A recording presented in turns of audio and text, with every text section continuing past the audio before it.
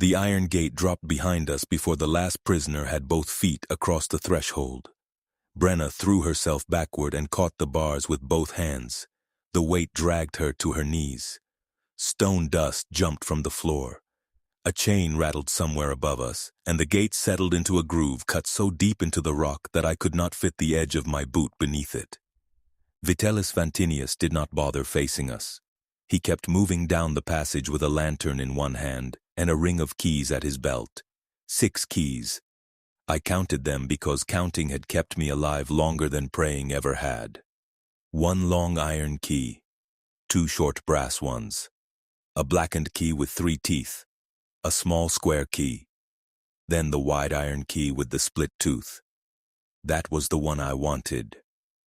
I knew it before I knew what door it opened.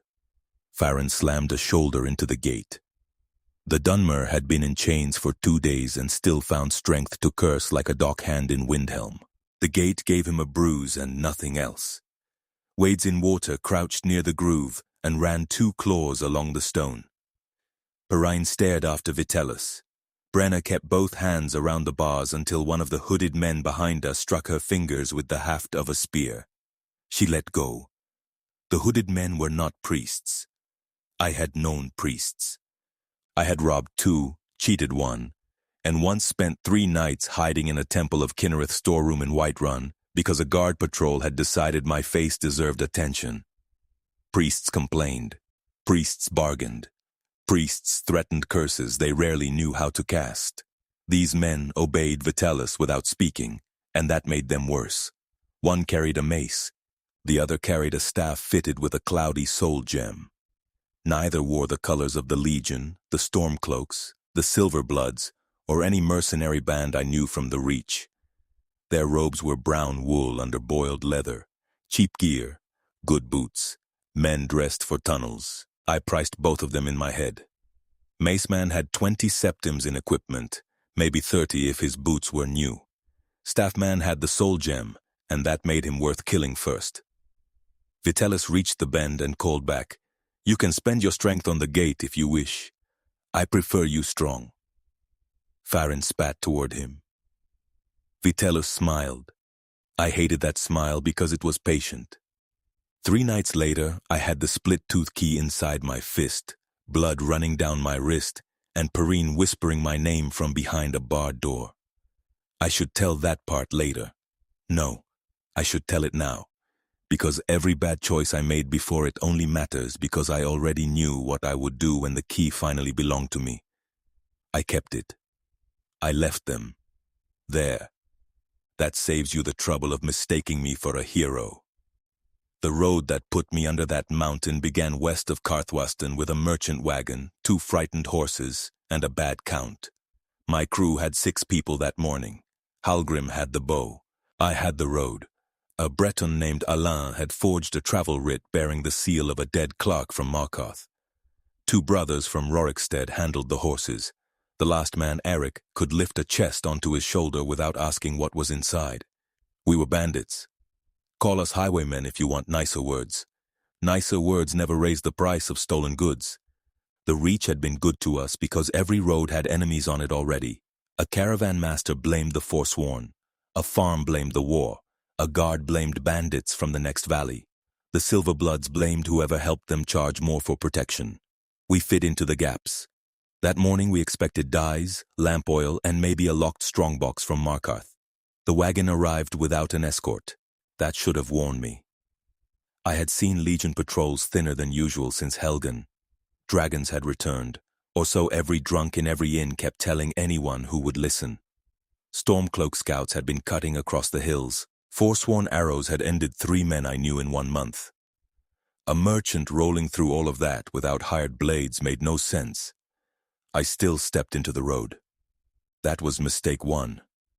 Mistake 2 was letting the wagon stop exactly where the driver wanted. He pulled the reins. I came down from the rocks with a scarf over my mouth and a sword low at my side. Hallgrim covered us from the ridge. Alain approached from the rear. Eric went for the wagon bed. The driver lifted both hands. "Take it," he told me. I remember the exact words because a man who gives up a wagon before you threaten him is buying time. Eric pulled back the canvas. A dead woman lay inside. Then she opened her eyes. No gasp, no twitch.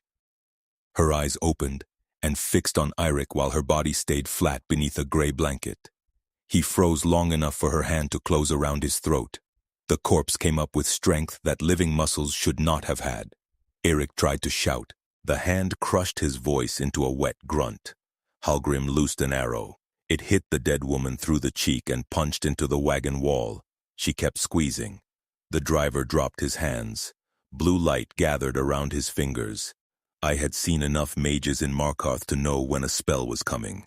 I threw myself behind the front wheel. Frost struck the road where my legs had been and covered the dirt in white crystal. Alain ran. Smartest thing anyone did all morning. He made 10 paces. 2 figures rose from the ditch ahead of him. Thralls, both dead long enough that the smell reached us before they did. One wore a minor coat. The other still had a length of rope around the neck. They caught Alain between them. Hallgrim loosed again from the ridge. A bolt of violet light answered. His bow dropped first. Then Hallgrim rolled into view, his whole body stiff. Eric died beside the wagon. The brothers ran for the horses. I never learned which spell took them. I heard one scream. The other did not. I had 3 choices. Fight. Run uphill. Drop the sword. I dropped the sword. That was not courage.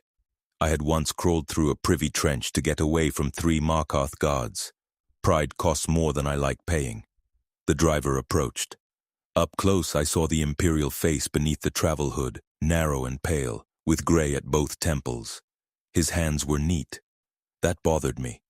Men who worked around corpses usually carried stains somewhere. Under the nails, on the sleeves, around the cuffs. This man had none. He kicked my sword away. You surrendered quickly, he told me.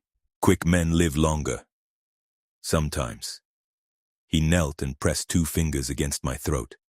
I nearly bit them. Strong pulse, he murmured. No wasting disease, no obvious pox. Teeth? I stared at him. He gripped my jaw. I bit him then. His blood hit my tongue. He struck me with the back of his hand hard enough to put me on my side. The dead woman climbed from the wagon behind him. Eric remained on the road with his neck at the wrong angle. The Imperial wiped his fingers on my coat. Temper as well. Go to oblivion. Perhaps eventually. He called himself Vitellius Vantinius. I knew the name meant nothing to me. I checked anyway because names have prices. Vantinius was not a silver blood, not a legion officer, not a court mage under Jarl Igmund, not one of the Reachman names I had learned to avoid near forsworn country. He had no bounty I knew about, no tavern story, no mark posted in the ragged flagon from the rare times I had dealt with people tied to the Thieves' Guild. A nobody can be dangerous. A nobody with dead servants is dangerous enough to remember. They bound my wrists. Vitellius took Alain too. The brothers were dead. Hallgrim breathed when they dragged him down from the ridge, but his legs did not move. Vitellius examined him for half a minute. Leave him. Hallgrim stared at me from the road. I lowered my eyes. That was the first person I left behind. Not Perrine, not even close. By sunset, Alain and I were in the back of the same wagon we had tried to rob.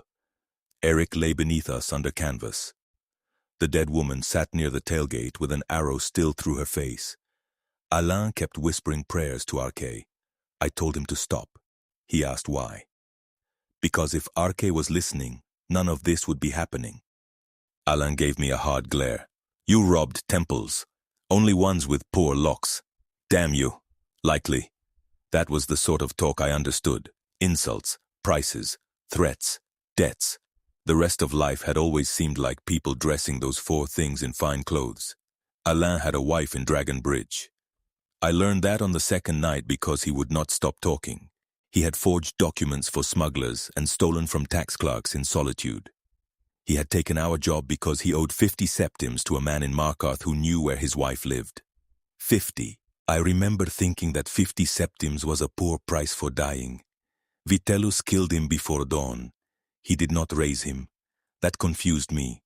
The necromancer cut Alain loose, led him behind a ruined watchtower, and returned alone.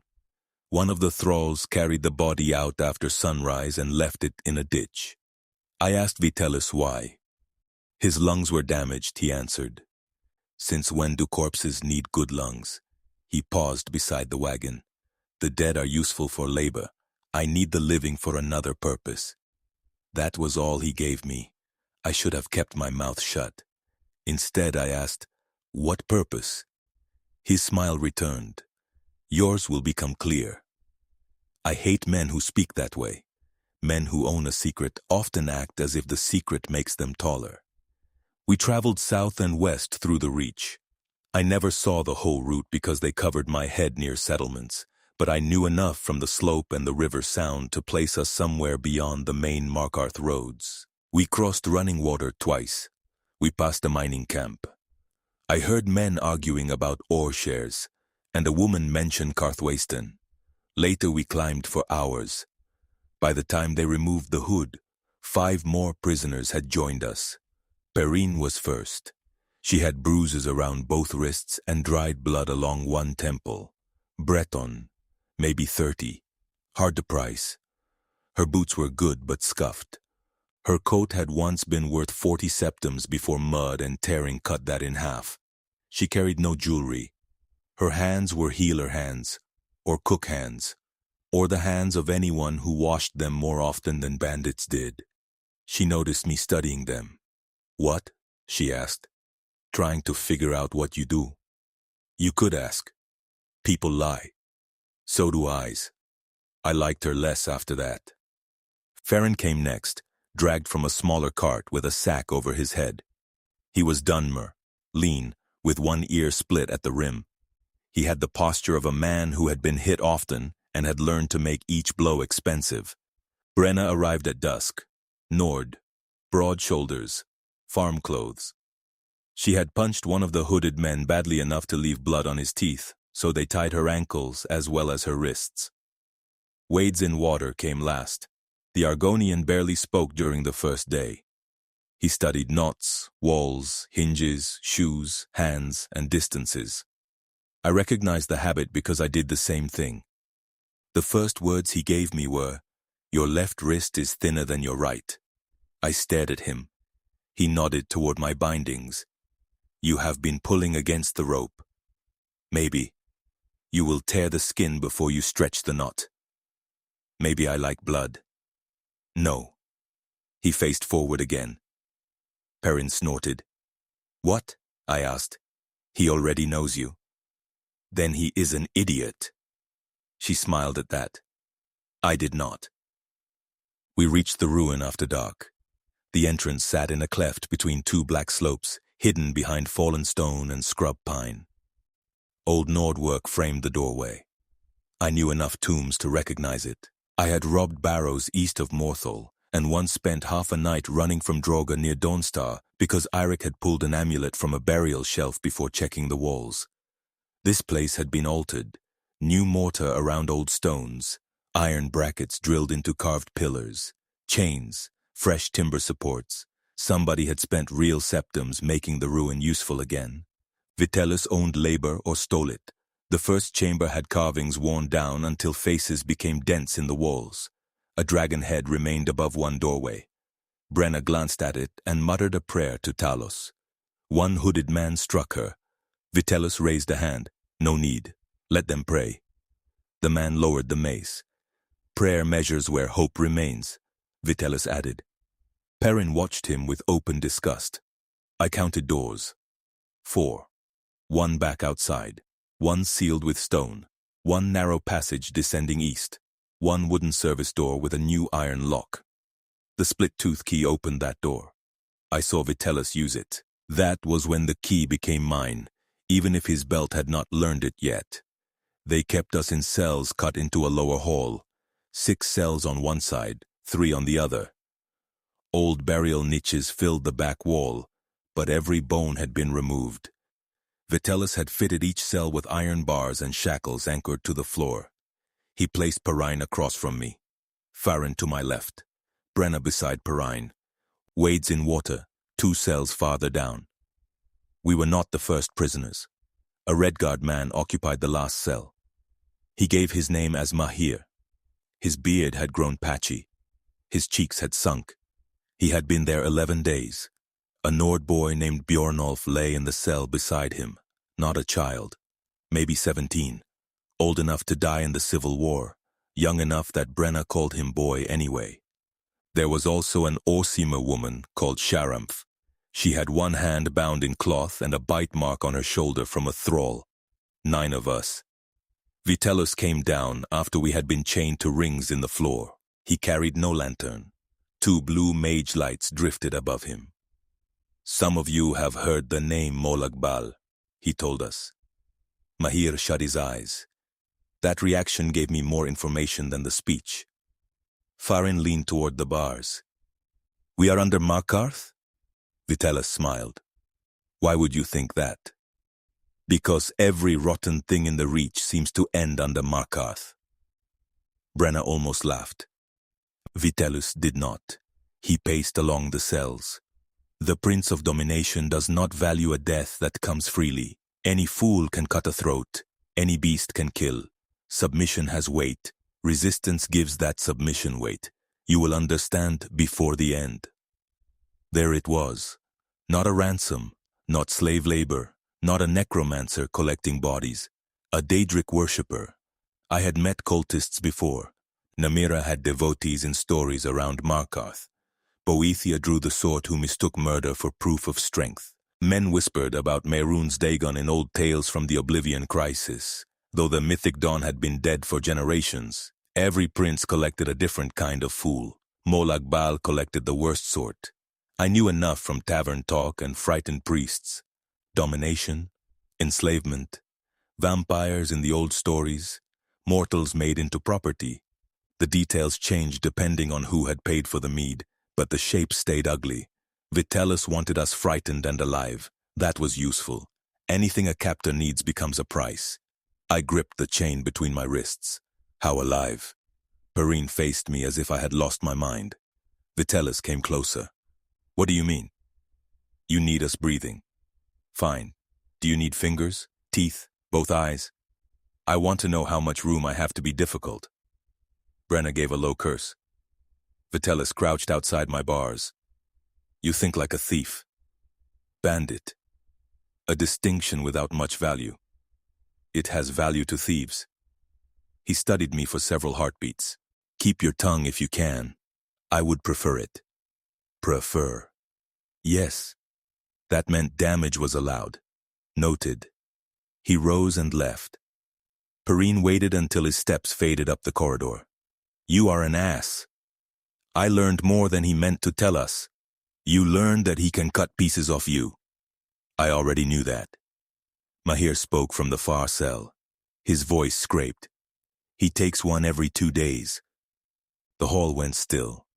Wades in water shifted closer to his bars. Mahir kept his eyes on the floor. Not to kill, not at first. Brenna asked. Where? Below. What happens? Perrine asked. Mahir rubbed both palms over his knees.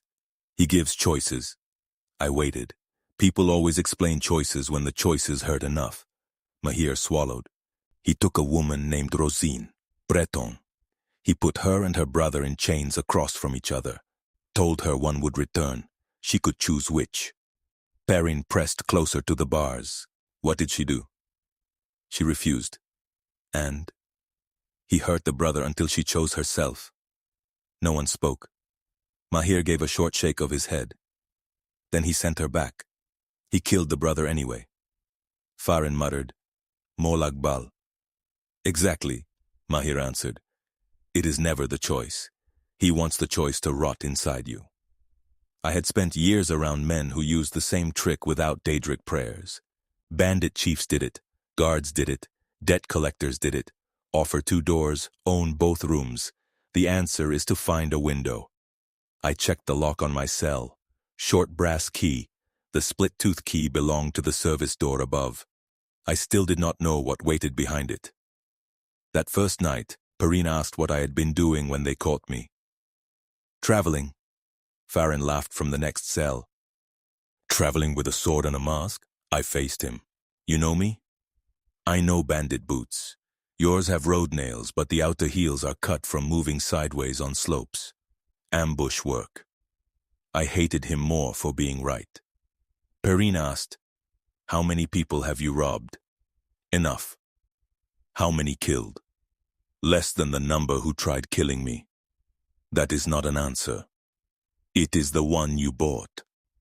She sat back against the wall. Brenna told her to leave it. I should have been glad. Instead, I asked Perrine what she had been doing. "Traveling." Farron laughed again.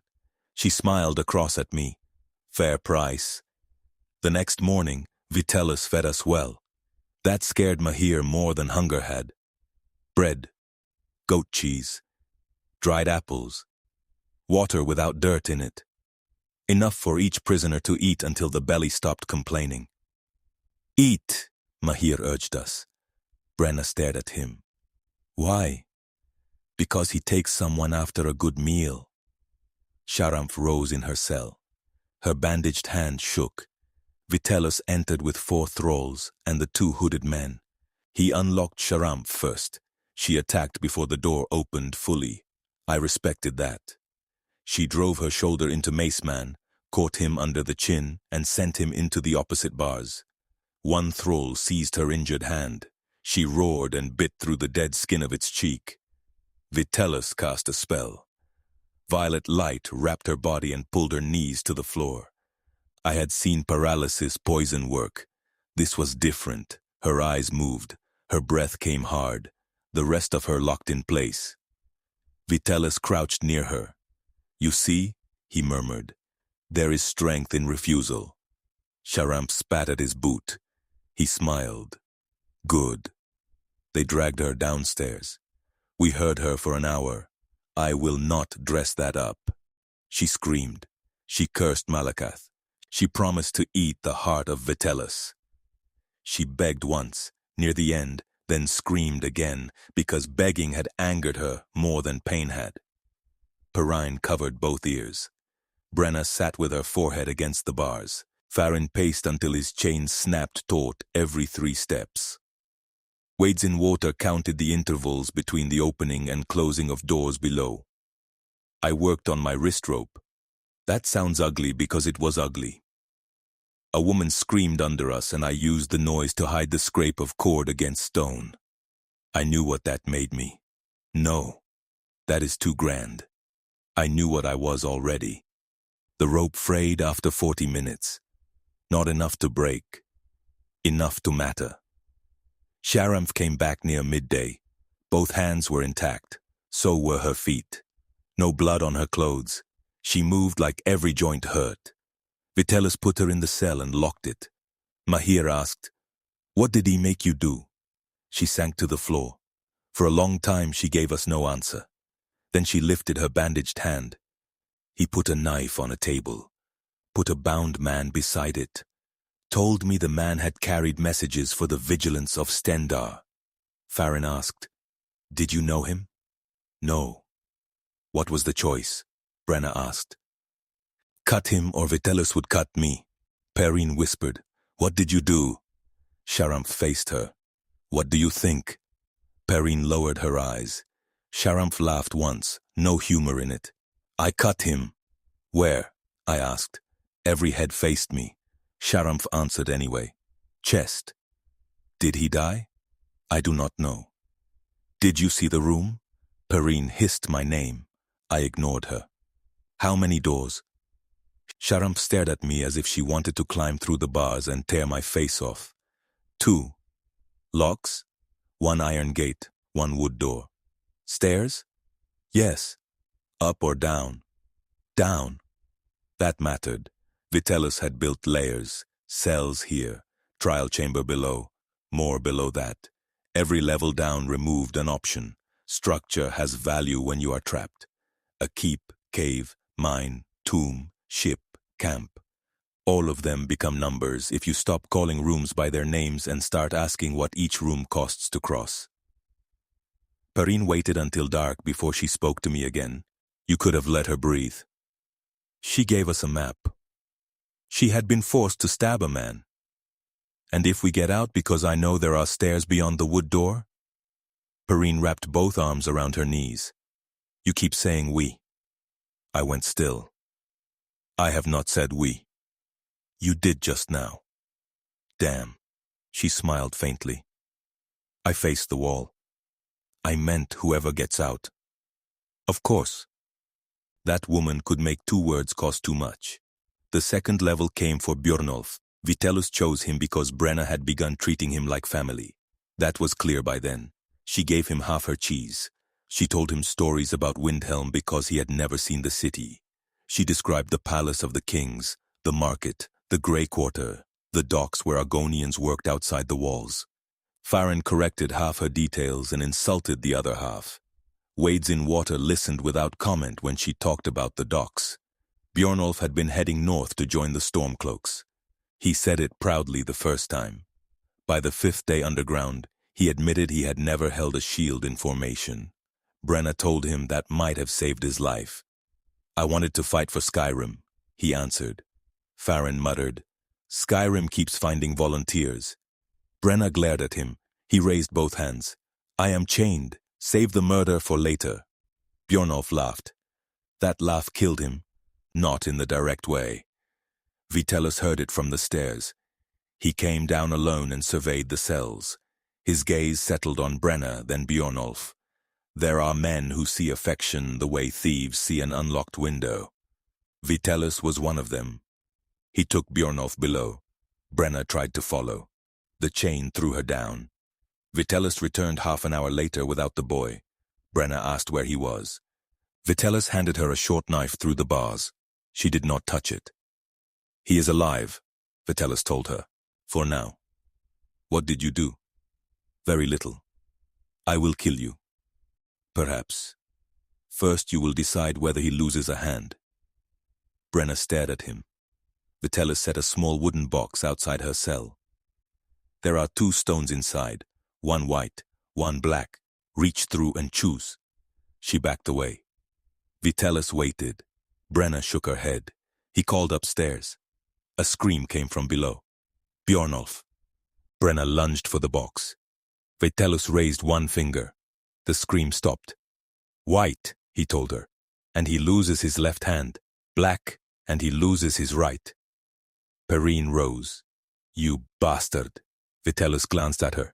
She can refuse. Farron gripped his bars. Then what? Vitellus smiled at Brenna. Then I choose both. Brenna reached into the box. Her hand stayed inside a long time. She pulled out the white stone. Vitellus took it from her palm. Thank you. He carried the box away. Brenna vomited in the corner of her cell. Björnolf returned before sunset. He had both hands. Vitellus had lied. That was the lesson. Not for us. For Brenna. She sat beside the boy through the bars as far as the chains allowed. Björnolf kept telling her he was fine. She kept apologizing.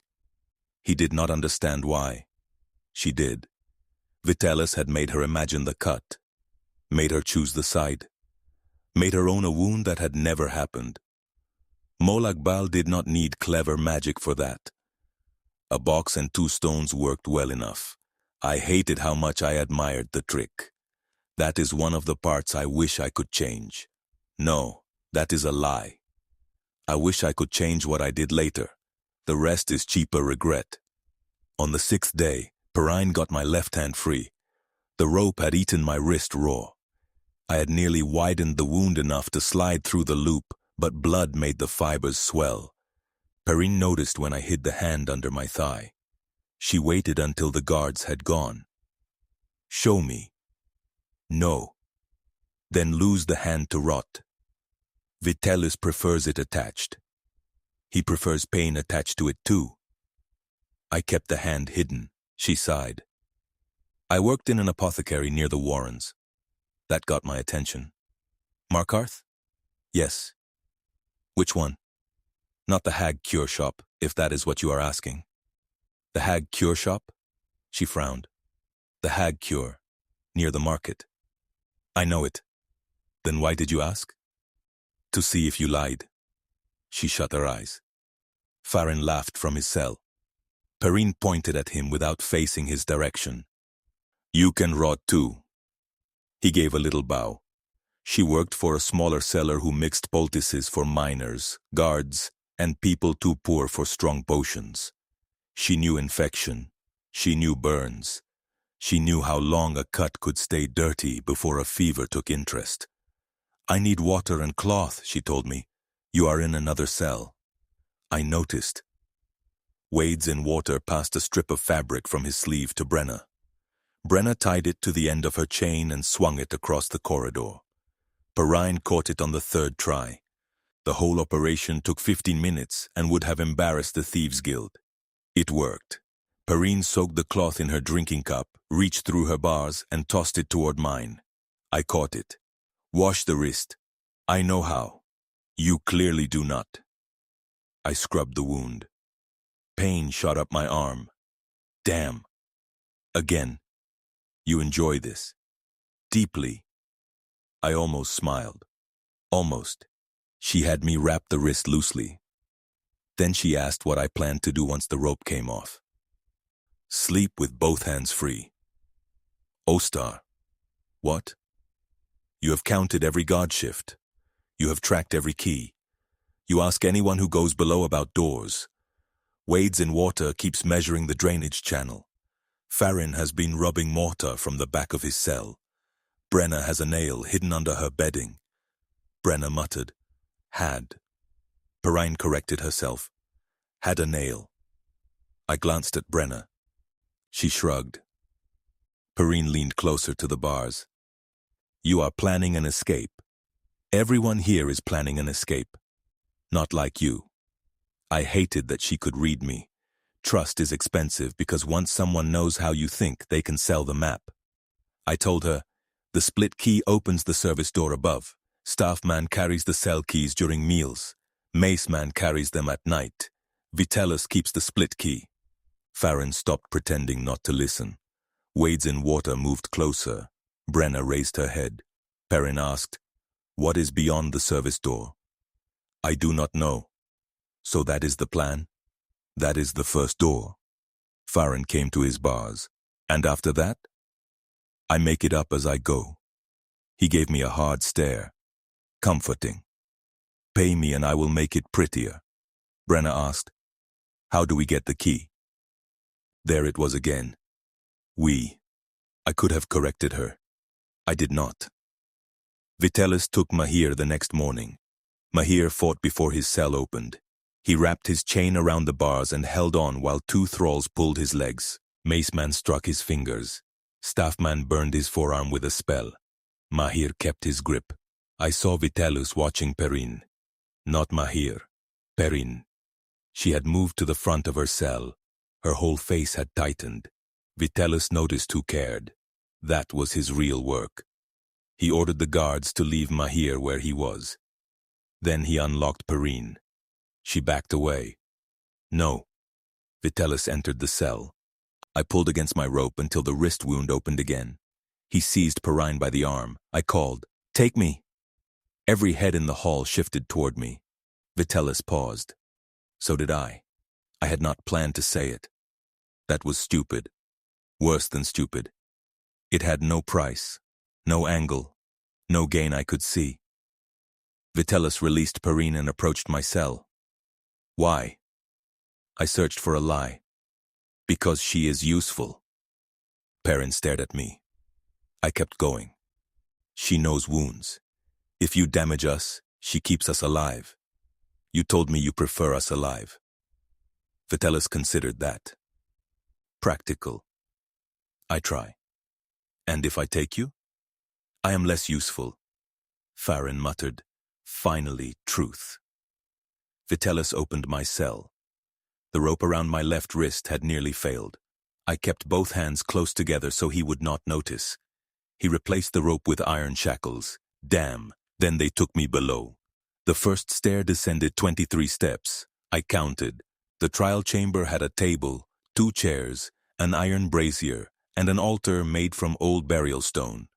The carved Nord face on the front had been chipped away. Above it hung a black banner bearing the shape of a mace in dark red thread. No artifact, no great relic, cloth and dye. That almost made it worse. Men can build a shrine out of cheap material and still ruin lives beneath it. A second door waited beyond the altar. Heavy wood, iron straps, new hinges. Beyond that, another stair went down. Sharamph had told the truth. Vitalis seated me at the table. Across from me sat a bound man in the brown robes of the vigilance of Stendar. I knew the robes. Anyone who traveled Skyrim roads knew them. Vigilance hunted Daedra, vampires, werewolves, and whatever else they believed offended Stendar. Some were decent, some were pains in the ass.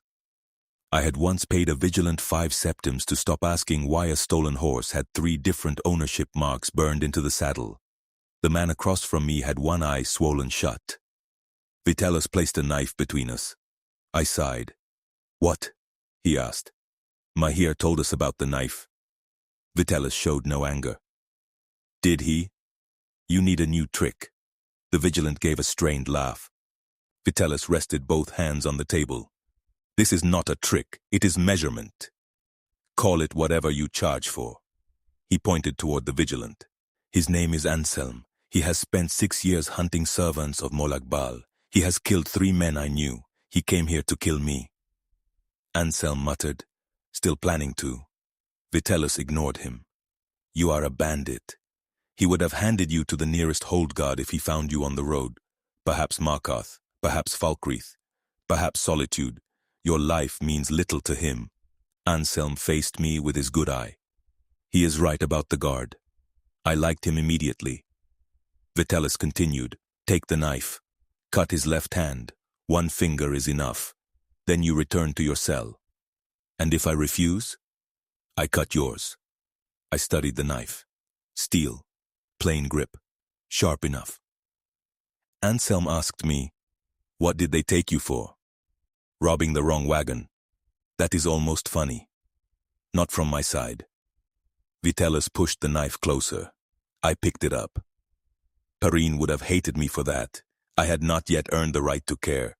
Anselm set his bound left hand on the table. "Little finger," he told me. Vitalis frowned. Anselm smiled through split lips. "You want him to choose. I choose too." That angered the Necromancer. Useful. I pressed the blade against the smallest finger of Anselm. Then I drove the knife into the table. Not refusal. Delay. Vitalis glanced down. I grabbed his sleeve with both shackled hands and pulled. He hit the table-edge chest first. Anselm kicked the brazier. Coal spilled across the floor. I went for the keyring. My fingers touched iron. Split tooth. Vitalis drove an elbow into my jaw. Stars burst across my sight. I fell sideways. 1 guard rushed through the door. Anselm caught the man around the knees with both legs. The guard crashed down. I rolled under the table. The keys jingled above me. Close. So damn close. Vitalis cast a spell. A weight hit my chest and threw me against the wall. My head struck stone. I lost a few breaths, maybe more. Hard to know. When I could focus again, Anselm lay face down with a boot on his neck. Vitalis knelt beside me. The keyring was still at his belt. He touched the blood beneath my nose. "You did not choose. I chose you." He smiled despite the cut on his lip. Better. That frightened me more than anger would have. He had enjoyed the attempt. They dragged Anselm through the lower door. I shouted after him, "Sorry about the finger." He called back, "You missed." That was the last I heard from him. Vitalis did not punish me immediately. He sent me back to the cell. Perrine reached through the bars as far as she could when they threw me down. What happened? Negotiation failed. Blood filled my mouth. She asked, "Did he hurt you?" "Mostly the wall." "Ostar." I tried for the key. The hall went still again. Perrine approached his bars. "You what?" I had both hands on it. "Did you get it?" I raised my empty hands. He cursed in Dunmeris. I did not know the words, but I caught the price. Brenna asked, "Did he see you wanted that key?" "Yes." She leaned her head against the bars. "Bloody perfect." Wades in Water spoke from farther down. "Then he will change where he carries it." He did. From that day forward, Vitellis wore the keyring under his robe. My plan had gone to hell in less than 6 seconds. Perrine made me sit near the front of the cell so she could inspect my face from across the corridor. "Open your mouth." I usually charge for that. "Open it." I did. She checked my teeth from where she sat. "One loose, back left. Do not pull it." I was not planning to. "You plan poorly." Farron muttered, "She learns fast." I gave him a gesture with one finger. Perrin laughed. For half a heartbeat, the cell hall became a tavern table. That is the worst part to remember. People think terror fills every breath in places like that. It does not. Bodies refuse. You get hungry. You argue. You make jokes. You hate the person beside you for chewing too loudly. You sleep through chains.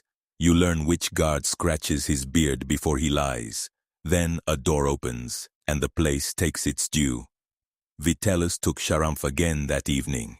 She did not come back. He brought her body through the hall after midnight. Not walking. 2 thralls carried her. Her throat had been cut.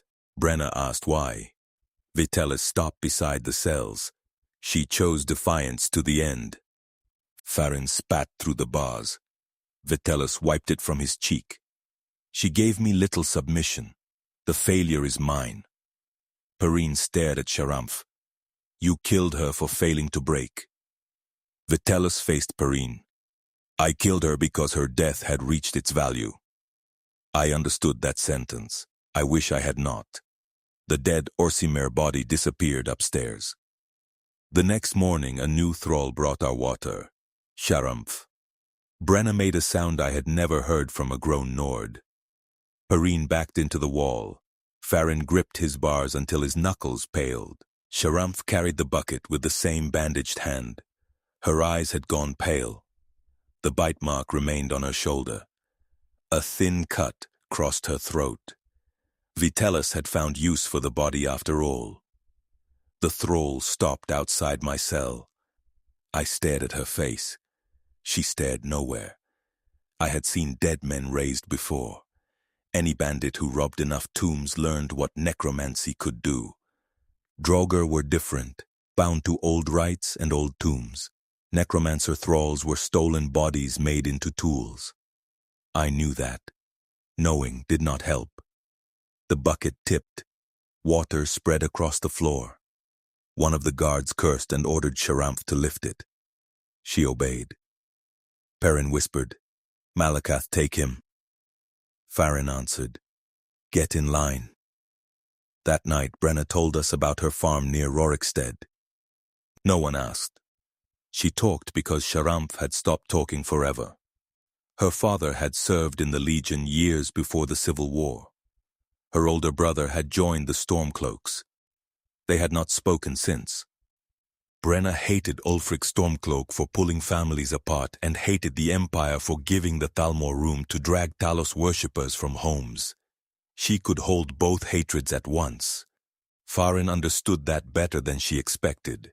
He told us about Windhelm, about Nords who called him Greyskin, about Dunmer who refused to leave because leaving would let the city win, about Argonian workers outside the walls and the way every group found another group beneath it.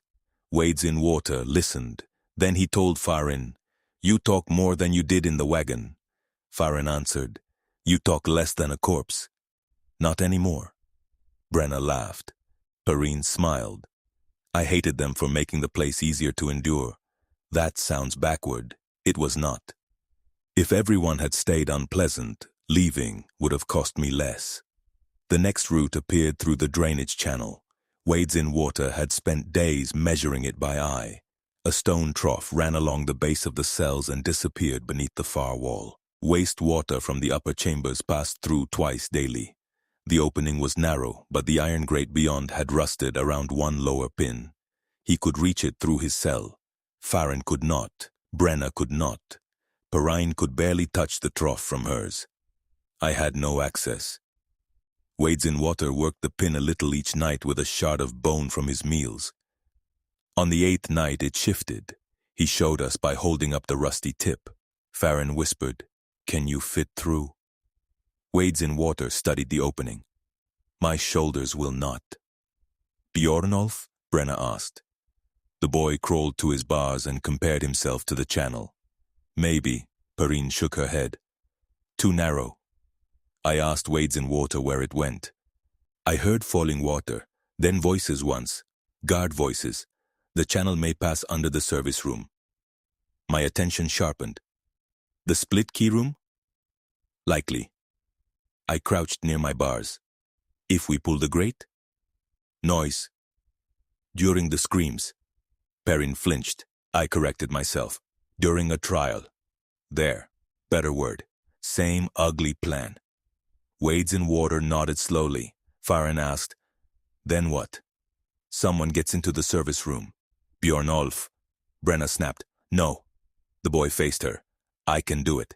"No. It is the only gap." I said no. Bjornolf leaned closer to his bars. "You are not my mother." Brenna flinched as if he had struck her. He regretted it at once. "Brenna, I did not mean." "You meant it." "I can fit." She shut her eyes. The whole plan hung on the size of a boy. This is where I should tell you I refused to risk him. I did not. I asked Wades in Water how long the crawl might be. 6 body lengths to the first bend, more after. Can he breathe? Yes. Can he get back? If he does not panic. Brenna glared at me. "Stop. He wants out. He wants to prove himself. Same thing if it opens the door." Perrine spoke my name in warning. I snapped. "What do you want me to do? Ask Vitalis nicely? Wait for the vigilance? Pray to Stendar? We have a hole. We have a body that fits. That is more than we had yesterday." Bjornolf nodded. Brenna stared at him. I saw the moment she understood she could not stop him. That became my debt too, though I did not price it then. We waited 2 days for the chance. Vitalis took Farron below. The moment the lower door closed, Wades in Water pulled the loosened grate. Rust screamed against stone. Brenna winced. From below came a shout, then a crash. Good cover. Bjornolf stripped to his undershirt. Wades in Water guided him feet first through the opening. The boy paused with only his head and arms still visible. Brenna reached through her bars. He caught her hand. "Come back," she told him. "I will. Do not be brave." He grinned. That grin belonged on a road to Windhelm, not under a mountain. He disappeared into the channel. We waited. A minute, 2, 3. Water dripped somewhere beyond the grate. Perrine knelt near her bars. Wades in Water kept one hand in the channel to feel vibrations. Brenna counted under her breath. At 6 minutes, I heard metal click above us. The service door. Then a muffled scrape. Bjornolf had reached it. I smiled before I could stop myself. The whole thing had gone right for once. That should have frightened me. A bell rang upstairs. 1 hard strike. Brenna stopped counting. Wades in Water whispered, "Alarm."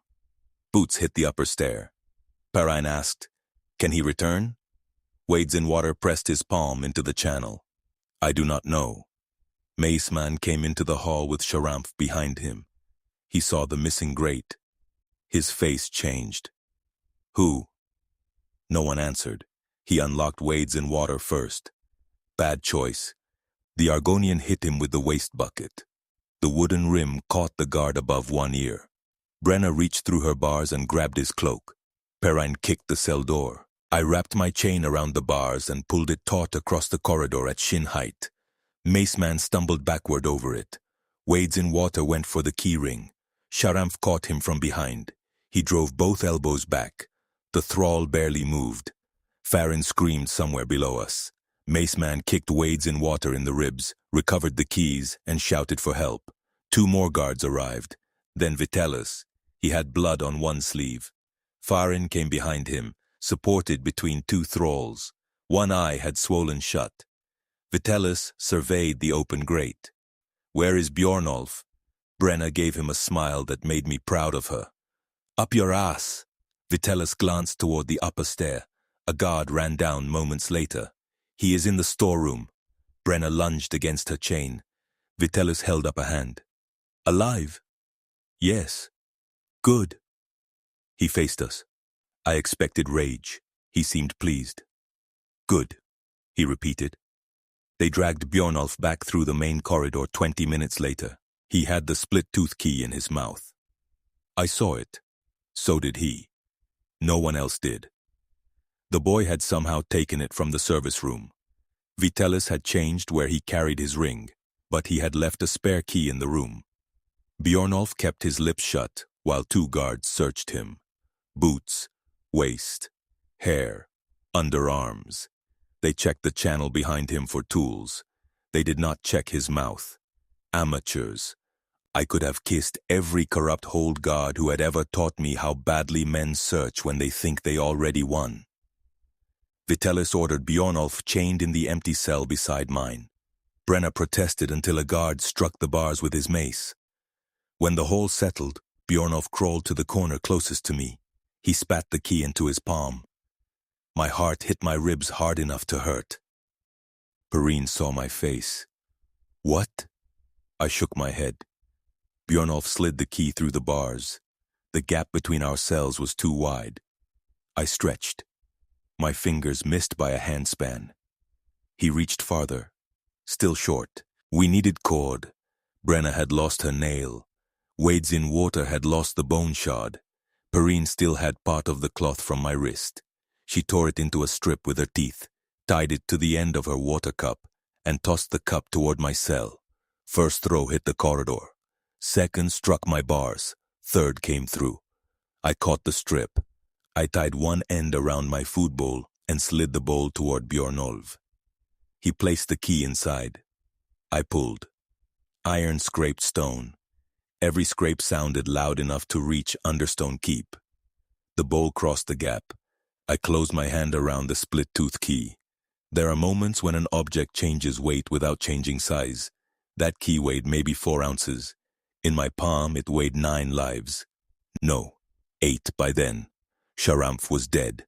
Anselm likely too. 7 if Mahir did not make it. I kept counting people like ledgers because numbers hurt less than names. Perrine whispered, "You have it." I nodded. Brenna began crying without making noise. Farron slumped against his wall and laughed once. Wades in water closed both eyes. Bjornolf grinned. For the first time since the wagon, I believed I might live. That belief made me generous. Dangerously generous. "We go at meal change," I whispered. "Mace man opens the first cells. Staff man comes behind with food. When my door opens, I take mace man. Wades takes staff. Brenna gets the ring. Farron, you get the staff if Wades drops him. Perrin, stay behind us." She frowned. "I can fight." "You heal." "I can do both." "Fine. Fight badly and heal after." She gave me a glare. I continued. Bjornolf stays low. We reach the upper chamber. Split key opens the service door. We find the route out. Brenna asked, "What about the lower prisoners?" Mahir was still alive somewhere. Maybe Anselm too. I paused. "Once we have the guard keys, we check." Farron stared at me. "What?" I asked. "You almost sounded decent." "Do not spread it around." Perrine smiled. That smile cost me later. The plan failed before meal change. Vitalis came down alone. He opened Bjornolf first. The boy backed away. Brenna shouted. Vitalis ignored her. He took Bjornolf by the arm and led him into the corridor. The split key was under my tunic, tied against my ribs with perrine cloth. I had not tested it on my cell because one scrape in the wrong lock could give us away. Vitalis stopped in front of me. "Ostar." "What?" "Come as well." My stomach tightened. He opened my cell. I considered attacking. Bad odds. No guard ring. Shackles still on my wrists. Key hidden. Vitalis had magic. I stepped out. Brenna grabbed the bars. What are you doing? Vitalis answered, going deeper. He led Bjornolf and me through the trial chamber and opened the lower wood door. Another stair descended. 31 steps. The stone changed halfway down. Old Nord blocks gave way to rougher excavation. Timber braces held the ceiling. Melted wax covered niches cut into both walls. Some held black soul gems. I had seen black soul gems before. Never that many. 6 on the left, 5 on the right. Empty, I thought. Hard to tell without mage sight. Bjornolf whispered, "What are those?" "Do not touch them." Vitalis glanced back. Wise. We reached a circular chamber. Mahir hung from chains against the far wall. Alive. Anselm lay on the floor near an iron cage. Also alive. Barely. At the center of the chamber sat a stone basin darkened by old blood. Around it, Vitalis had arranged candles, iron bowls, lengths of chain, and strips of parchment covered in writing. No grand portal, no impossible spell work. Tools, notes, repetition. The black banner hung here too. Bjornolf went pale. Vitalis guided him toward Mahir. "Your escape attempt was useful." Bjornolf swallowed. "Glad to help." I almost laughed. Vitalis continued. "You had hope, real hope. You acted on it. That gives the loss more shape." He pointed toward Mahir. "You may free him." Bjornolf stared. Mahir raised his head. Vitalis handed the boy a key. Not the split key, a chain key. Bjornolf did not move. "What happens if I do?" "You both return upstairs. And if I do not?" "Mahir remains." I knew the trick. So did Bjornolf. He looked at me. I told him, "Do not play." Vitalis smiled. "Ostar understands." Bjornolf clenched the key. Mahir managed, "Boy, leave it." The words came weak. Bjornolf approached him. I snapped, "Bjornolf." He ignored me. He unlocked the left shackle, then the right. Mahir fell forward. Bjornolf caught him. Vitalis clapped once. A side door opened. 2 thralls entered. One seized Mahir. One seized Bjornolf. Brenna had been right. I had been wrong. Again. Vitalis took the chain key from the floor. "Compassion," he murmured, "becomes such a useful handle." I lunged. He had expected it. A spell hit my shackles. Metal jerked downward as if chained to the floor. I crashed onto both knees. Vitalis knelt near me. "Do you know what interests me about you? Your poor taste? You keep trying to turn people into numbers." I went still. He had been listening. Of course he had. "7 prisoners," he continued. 2 guards, 1 key, 23 steps. You count, because numbers do not ask anything from you. I wanted to hit him more than I had wanted many things. He leaned closer. "I wonder which number will finally become a name." Perrine entered my head before I could stop her. Vitalis saw that too. Bastard. He rose. "Take the boy to the basin." I pulled at the enchanted weight on my wrists. "Leave him." Bjornolf struggled between the thralls. Vitalis faced me. "Why?" I had used the usefulness lie on Perrine. It would not work twice. "He is weak." Bjornolf flinched. Damn me. I kept going. "He tried escaping and failed. He panics. He is no value." Vitalis studied my face. "Then his death should cost you little." He drew a knife. Bjornolf stared at me. "I will carry that face farther than I carried the key." Vitalis did not kill him. He cut the rope holding one of the basin weights. A chain snapped tight above us. The floor beneath Bjornolf dropped. He fell into darkness. Brenna never heard him scream because he had no time. I did. The hole closed when Vitalis released the mechanism. I kept staring at the stone seam. Vitalis crouched beside me. "One name?" I slammed my forehead into his mouth. Teeth cut my skin. He fell backward. The spell on my shackles broke. I got 1 foot under me. Anselm shouted from the floor, "Key!" The split key under my tunic had slipped free enough for him to see the cloth. Vitalis saw his gaze. I ran, not toward Bjornolf, not toward Mahir, not toward Anselm, toward the stairs. A thrall grabbed my coat. I tore free and left half the cloth in its fist. Vitalis shouted behind me. Blue light struck the wall near my shoulder. I climbed 31 steps with both wrists chained and blood running into one eye. At the wood door, I pulled the split key from under my tunic. Wrong lock. The key did not fit, of course. The split key opened the service door above, not this one. I had passed through the lower door only because Vitalis had opened it. Now it had closed behind us. I was trapped between levels. I laughed. I could not help it. The whole plan had become a snake eating its own tail, except even the snake had better sense. Footsteps climbed behind me. I checked the door. Heavy wood, iron straps, no handle on my side. Hinges opened inward toward the chamber below. I had no weapon. Then I remembered the candles. Wax niches lined the stair. Iron bowls sat beneath them. I grabbed one, smashed it against the wall, and kept the bent metal edge. First thrall came around the bend. I drove the edge into its eye. Dead flesh pushed forward anyway. I kicked its knee sideways. Bone gave. The body dropped. I took its short sword. Second thrall came behind it. I cut the neck halfway through, shoved the body down the stairs, and heard it hit Vitalis. Anselm laughed below. "Run, bandit." Good advice. I jammed the short sword between door and frame and pried. Wood groaned. The lock held. Vitalis reached the bottom of the stair. I could hear him breathing. "Ostar, busy. You cannot open that door. Then I will ruin it out of spite. You can come back down." I laughed again. He sounded almost offended. "You think I am offering mercy?" he asked. "No, I think you like hearing yourself." The sword bent. Damn. A purple glow climbed the stair wall. I threw myself aside as a spell struck the door. Wood splintered around the lock. There. Vitalis had opened it for me. I kicked the damaged boards. Once. Twice. A gap appeared. I kicked again and climbed through. The trial chamber above was empty.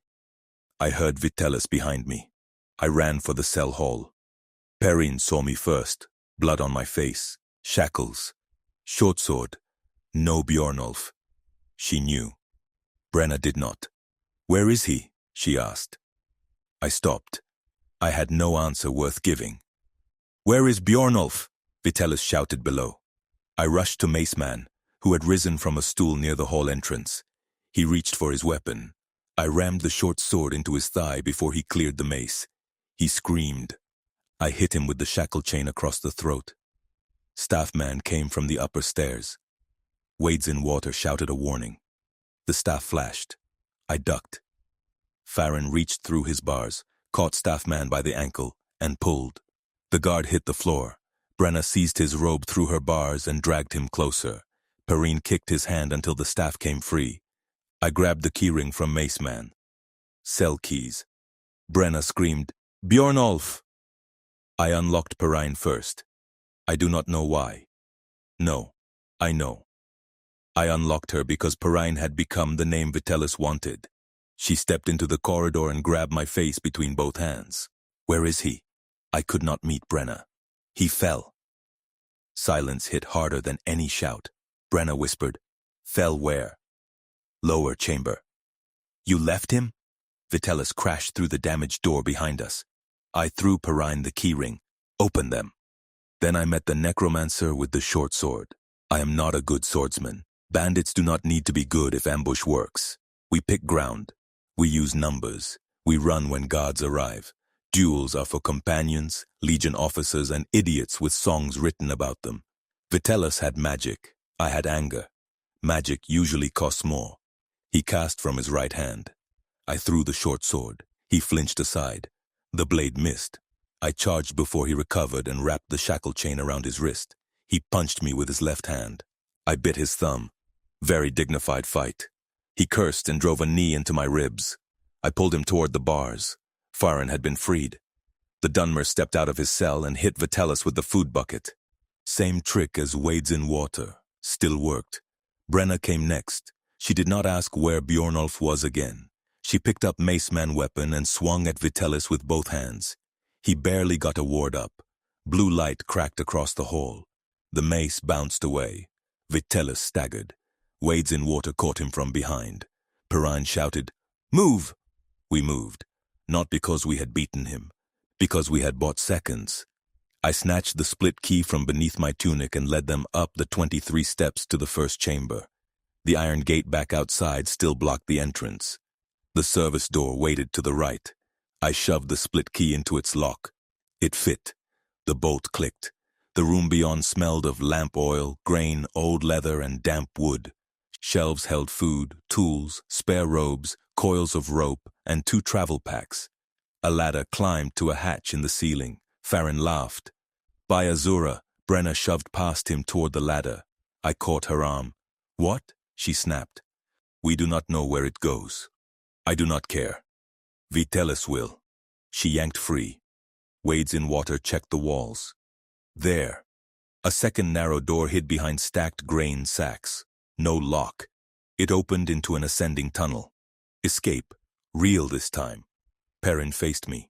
"What about Mahir and the Vigilant?" I stared at her. Below us, a bell rang. Once, then again. More footsteps moved in the ruin. Vitalis had more people upstairs. Or more dead. Or both. Farron answered for me. "They are below 2 locked doors." "We have keys," Perrin replied. "Not the lower key. We can take it from Vitalis." Brenna gripped the mace. "I am going back." I caught her wrist. She faced me with murder in her eyes. "For Bjornolf?" I asked. "Yes. He is dead. You do not know. I saw him fall. You did not see him die. 30 feet, maybe more. Stone beneath. No scream after impact. I knew. Brenna knew too." She still pulled toward the door. Perrine moved beside her. "We cannot leave Mahir," Farron cursed. "We can. We absolutely can." Wades in water spoke with that calm voice of his. "The passage rises. We should learn where it exits before choosing." I pointed at him. "That." Brenna shoved my hand away. "You chose already." The words landed harder than she knew. Maybe she knew exactly. I climbed the passage first. It rose steeply through raw stone for maybe 100 paces. Timber braces appeared every 10. At the top, roots pushed through cracks in the ceiling. A wooden hatch blocked the end. I lifted it a finger width. Night. Pine trees. Stars. No guard boots. We had an exit. I lowered the hatch and went back down. Perrin waited halfway. The others had remained near the service room. She stopped me with one hand against my chest. "Tell me the truth." "About what?" "Bjornolf." I tried to step around her. She blocked me. "Ostar. He fell through a floor trap." "Because?" "Vitalis wanted him to free Mahir. He did." "And you?" "I told him not to." "That is not what I asked." I stared at the tunnel wall. She waited. Damn her patience. "I told Vitalis the boy was weak." Perrine frowned. "I thought I could make him lose interest." "What happened?" "He asked if the death would cost me little." Her face changed. I could have lied from there. I had lied under knives, in courts, at toll gates, to bounty hunters, to women whose husbands were looking for me, to men I planned to rob before sunrise. I could not lie to Perrine in that tunnel. I could not answer. She understood. "Then Vitalis killed him." "Yes." Perrine shut her eyes. I added, "I tried to hit him. That does not buy the boy back." "I know. You think every act has a price. Most do. And this?" I had no answer. She opened her eyes. "We go back for Mahir." "No." Her jaw tightened. "No? We have an exit. We have people below. We have 4 people alive here. 5. I stared at her. She touched my chest again. 5. That nearly did it. Nearly.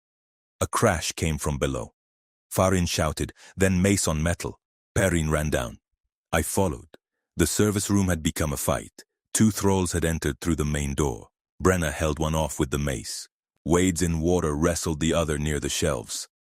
Farron had a kitchen knife in one hand and blood running down his arm. Staff man lay in the doorway, dead or stunned. Vitalis was not there. I attacked the thrall on Brenna. Short blade through the base of the skull. The body dropped. Wades in water kicked the second thrall into a shelf. Grain sacks fell over it. Farron drove the kitchen knife down through the throat until the body stopped moving. Brenna headed for the main door. I blocked her. Move. No. Ostar. Bjornolf is dead. I heard you. Mahir is 2 levels down. Anselm too. Vitalis has the lower key. I heard that too. Then what are you doing? Not leaving another person where that bastard can reach them. Perrine came beside her. So did Wades in water. Farron stayed near the tunnel. Smart Dunmer. I faced Perrine. She knew the question before I asked. You too? Yes. I laughed under my breath. Of course. She reached for my hand. I pulled it away. Do not. Her fingers stopped. What? Do not make this harder. I am trying to make it worth doing. There is the difference. Brenna pushed past me. I caught her shoulder. She hit me. Fair. My lips split again. You left Bjornolf once, she told me. You do not get to make this choice for me. I released her. She stepped into the first chamber. Wades in water followed. Perrine stayed. Farron swore near the tunnel. Ostar, Perrine whispered. I stared at the split key in my palm. The service door had a lock on both sides. I noticed that when we entered. A thief notices locks. Perrine saw where my eyes went. No. I moved. She grabbed my coat. Ostar, no. I shoved her backward. Not hard. Hard enough. She stumbled into the service room. I stepped through the doorway into the first chamber and pulled the door toward me. Perrine lunged. Her fingers caught the edge. For one heartbeat, we both held it. Her face was inches from mine through the narrowing gap. You bastard. Yes, you cannot leave them. I can. Do not. Below us, Vitalis called my name. Closer now.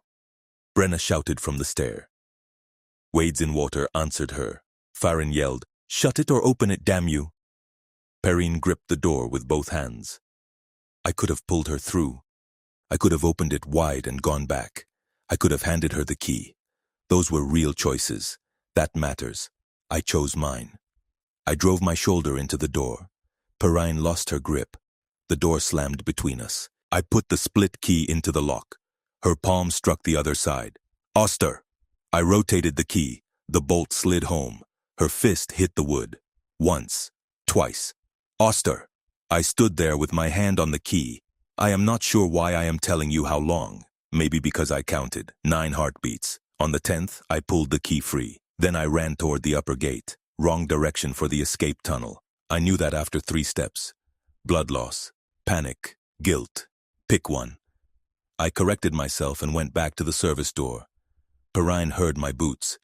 Ostar? Hope in one word. That nearly opened the lock. Then Vitalis shouted from the stair, There you are! I ran into the service passage instead. Perrine screamed my name behind the door. I climbed. Farron was ahead of me. I had forgotten him. He waited near the first timber brace with a knife. You locked them out? Yes. He stared at me. You locked Perrine out? Yes. He raised the knife. I stopped. We had known each other maybe 10 days. He owed me nothing. I had freed his cell. That had value, but not enough. Move, I told him. You go back. No. Then give me the key. No. He laughed once. Of course. He came at me. Farron was tired, hurt, and angry. So was I. He had a knife. I had shackles and a piece of chain. We fought like starving dogs in a tunnel. No skill worth singing about. He cut my forearm. I hit his wrist against a brace. He kneed me. I headbutted him. He slipped on loose dirt. I fell with him. He reached for the key at my belt. I wrapped the chain around his knife hand and twisted. The blade dropped. I got on top of him. He spat blood at my face. Coward. Yes. Give me the key. No. Perrine saved your hand. I know. Brenna fought for you. I know. Wade's found the root. I know. Bjornolf stole that key. That one stopped me. Farin saw it. He died for the damn thing. He died because Vitellis killed him. He died because we sent him through that drain. We all agreed. No, you priced it. I hit him. He laughed through the blood. There you are. I nearly hit him again. Instead I got off. He reached for the knife. I kicked it farther down the tunnel. Come with me. Farin stared. What? Come with me. Or stay. Your choice. He pushed himself upright against the brace. You really believe that makes you better? No. Good answer. True answer. He glanced back toward the service room. Perrine had stopped shouting. That frightened both of us. Farin wiped blood from his mouth. Give me the key. I shook my head. He nodded as if confirming a debt. Then he went back down. I watched him leave. Second time I could have changed the count. I did not. I climbed alone. The hatch at the top opened beneath a fallen pine trunk. I shoved it aside enough to crawl out. Night covered the slope. Snow remained in thin patches higher up, but the ground around me was bare rock, pine needles, and scrub. I could see no road, no torch, no farm light. Behind me, beneath the ground, the bell rang again. 3 strikes this time. I closed the hatch. There was a wooden beam set into brackets on the outside, a security bar. I stared at it. If I dropped it into place, nobody could open the hatch from below without cutting through timber. Vitellis included, Perrine included. I should have kept moving. Instead, I lifted the beam. My arms shook. I set it across the hatch. Wood settled into the brackets. That was the last lock. I left them 3 doors behind me. The service door, the tunnel hatch, then distance. Distance is the cheapest lock. Keep walking, and every problem gets smaller behind you. That had always been my rule. I headed downhill. My wrists still wore shackles. The chain between them clinked against stone. Blood had dried down my face. My left forearm leaked through the cut Farin gave me. I had no food, no cloak worth much, no map, and no idea which side of the mountain I had reached. I had the key. That seemed important at the time. I moved by stars until cloud covered them. Then I followed the slope. Water runs down. Roads cross water. Roads reach people. People can be robbed, bribed, lied to, or avoided. Useful world. I made maybe 2 miles before my knees gave out. I crawled beneath an overhang and slept with the key in my fist.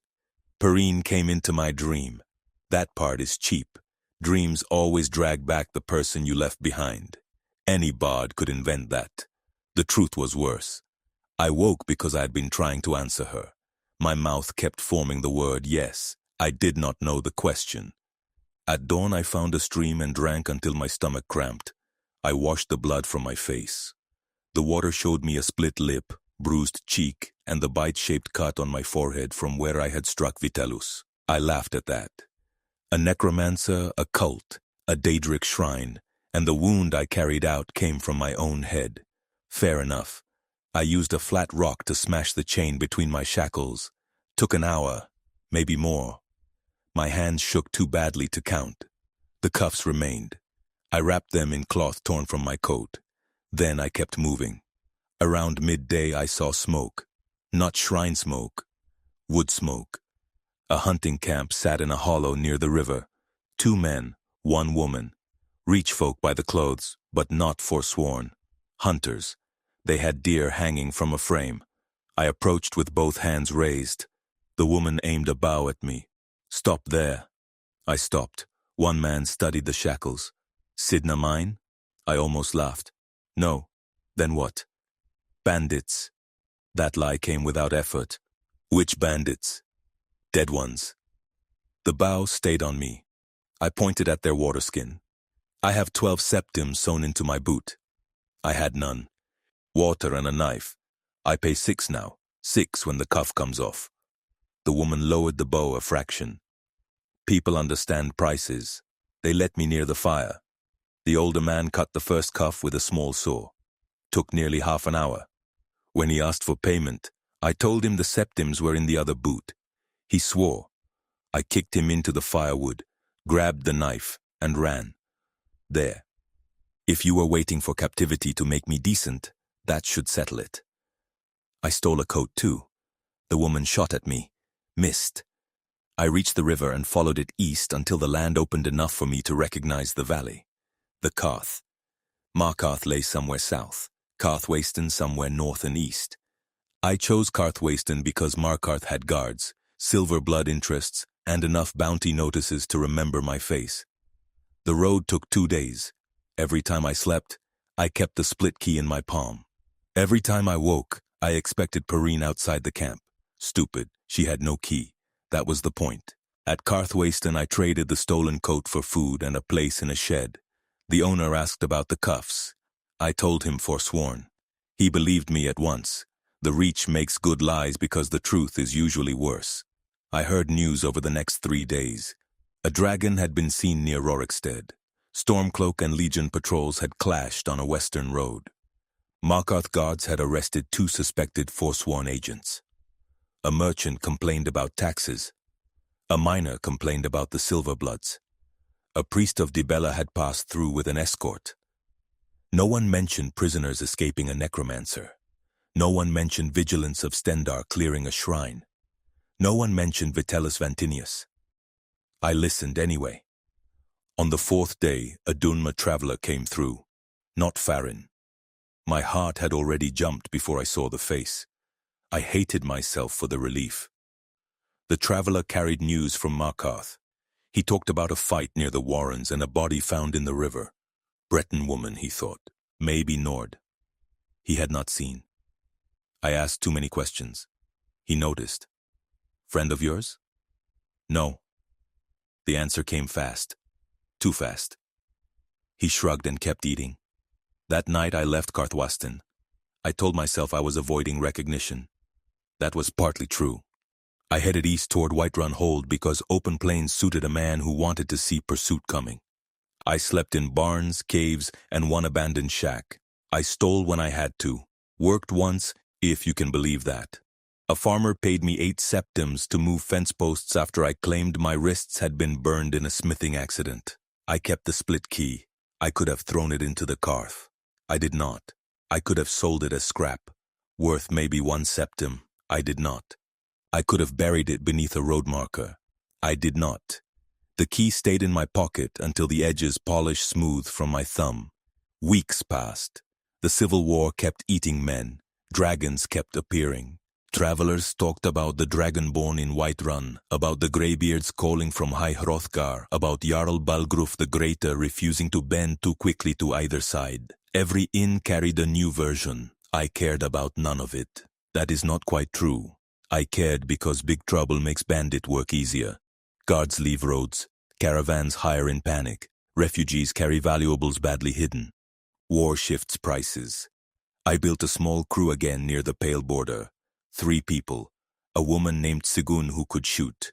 A red guard called Rashid who could tell the weight of a purse from the way a belt sagged. Smart man. The 3rd was a young Nord who had deserted from a Stormcloak camp. I did not learn the deserter real name. I refused to. Names cost more after Perrine. There, I used it. Months later, I still do not know whether she died that night. That is the part people expect to break me. Maybe she survived. Perrine was clever. Brenna was strong. Wades in water could find routes where I saw walls. Farin went back with a knife and more spine than sense. Mahir and Anselm were alive when I ran. Maybe they killed Vitellius. Maybe the vigilance found them. Maybe the ritual failed. Maybe Molag Bal took every scrap Vitellius wanted to give. I do not know. I went back once. Not right away. Do not give me that much credit. It took nearly a season. By then, snow had reached the high slopes again. I had enough septims to buy a horse and enough sense to leave it 2 miles from the cleft. I found the hunting camp first, empty, then the stream, then the slope. The hatch beneath the fallen pine was still there. So was the beam, my beam. I stared at it for a long time. No tracks, no smoke, no voices. I lifted the beam away. The hatch did not open. Swollen wood, maybe. I pulled harder, still shut. I dug around the edge with my knife. Then I saw nails. Someone had nailed the hatch from below. 3 iron points had punched through the wood near the frame. I sat beside it. That detail has bothered me more than screams. If Vitellis survived, why nail his own exit shut from inside? If Perrine survived, why stay below? If Farron reached the hatch, why close it behind him? I had answers for none of it. The old main entrance in the cleft had collapsed. Fresh stone covered the doorway. No iron gate visible. I searched the slope for another way in until dusk. None. I slept near the stream. At dawn, I returned to the hatch. I put my ear against the wood. No voice, no chain, no bell. I took out the split key. Worthless there. The door it opened was buried beneath yards of stone and timber. I nearly left it on the hatch. Nearly. I kept it. That should tell you more than any prayer I could fake. I'm telling this now because a vigilant found me near Falkreath and recognized the marks around my wrists. He thought vampire hunters had chained me. I laughed. He asked why. I told him to buy me mead. He did. 2 cups in, I gave him the name Vitellius Vantinius. The vigilant stopped drinking. He knew it. Not the man exactly. The family name had appeared in a report taken from a dead cultist near Markarth. A Vantinius had purchased black soul gems through smugglers. Another report mentioned bodies missing from roadside graves. A third mentioned a shrine to Molag Bal somewhere in the western reach. The vigilance had searched and found no entrance. I gave him the route. Not because I became decent, he paid 50 septims. That is what I told myself. He offered 20 first. I asked for 80. We settled on 50 and 2 meals. Prices again. He asked how many people had been inside. I gave him the count. He asked how many escaped. I told him 1. He asked for names. I gave him Farron, Brenna, Wades in Water, Mahir, Anselm, Bjornolf, Sharamf. Then I stopped. The vigilant waited. There was another, he told me. I hated him for noticing. Yes. Name? I drank the rest of the mead. Perini. He wrote it down. Seeing the name on paper did a strange thing to me. Made it belong to the world again instead of the room behind the locked door. I asked what he would do. Take this to our brothers and sisters. Search again. You will die. Perhaps. Vitellis had thralls, guards, black soul gems, traps. At least 3 levels. He nodded and kept writing. There was an altar room, I continued. Then a lower chamber with a basin. Hidden floor trap near the center. Wood door between levels. Heavy iron lock. He carried the key beneath his robe after I tried stealing the ring. The vigilant paused. You tried stealing it? I steal things. So I gathered. I placed the split key on the table. He studied it. What does this open? Service door to the escape passage. He reached for it. My hand closed first. He raised an eyebrow. I pulled the key back. Mine. You are giving us the route. I am selling you the route. Then sell the key. No. He offered 10 septims. I laughed. 20? No, 30. No. He finally asked, why keep it? I could have given him a dozen lies. Instead, I told him, because Bjornolf stole it. The vigilant waited for more. I gave him none. He left with the route and the names. I left with 50 septims and the key. 2 weeks later, I heard that a vigilant party had entered the Reach. I never heard whether they found the shrine. Maybe that is because they died. Maybe because the place was empty. Maybe because stories move badly through bandit camps unless they involve bounties. I kept doing what I knew. Roads, wagons, bad locks, worse people. I robbed a merchant near Falkreath and found 3 potions of healing in his chest. I kept 1 and sold 2. Perrine would have told me the price was backward. I stole a horse outside Whiterun and abandoned it before the city guard could track me. I spent a night near the Honningbrew meadery and listened to travelers argue about the Thieves' Guild in Riften. One swore Mercer Fry could steal a ring off a Jarl finger. Another claimed Brynjolf had cheated half the market. I believed half of both stories. I passed near Rorikstead once and nearly asked about Brenna family. I did not. I reached Windhelm in winter and saw the docks Farron had described. Argonians working outside the walls, Dunmer in the Grey Quarter, Nords arguing about the war inside Candlehearth Hall. He had been right about all of it. I left before sunrise. The key came with me. Years from now, if I live that long, maybe I will lose it in a card game. Maybe some guard will take it off my body. Maybe a smith will melt it down and make a nail. That would suit the thing. A nail holding a door shut. I have wondered whether Vitellis knew I would run. Not because he planned it. I will not give him that much. He did not place the key for Bjornulf.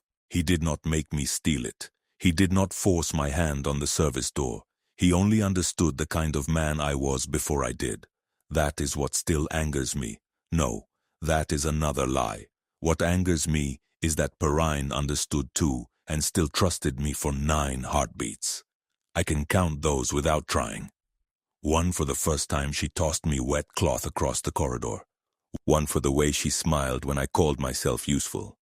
1 for her hand against my chest in the escape tunnel. 1 for Bjornulf grinning before he crawled into the drain. 1 for Brenna telling him not to be brave. 1 for wades in water measuring a route nobody else could see. 1 for Farron going back when I kept climbing. 1 for the name Perrine on vigilant paper. 1 for the click of the lock. There. 9. I came out of the reach with the iron key still cutting my palm. Perrine did not come out with me.